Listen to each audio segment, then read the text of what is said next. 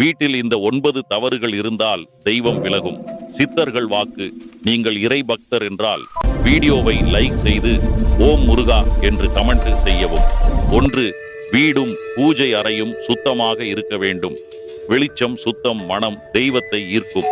பழைய பூ, கரிந்த தீபம் ஆற்றலை தடுக்கும்.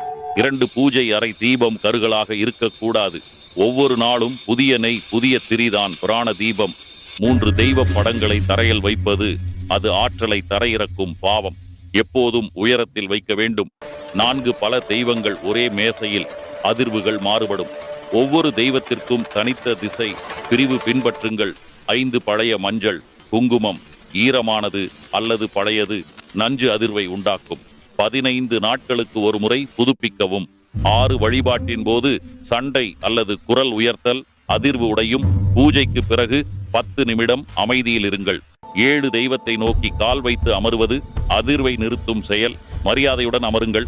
8. வழிபாட்டுக்கு பிறகு உடனே செல்வது, நன்றி சொல்லாமல் செல்வது, வழிபாட்டை முடிவில்லாமல் விடுவதைப் போல் 2 நிமிடம் நன்றி கூறுங்கள்.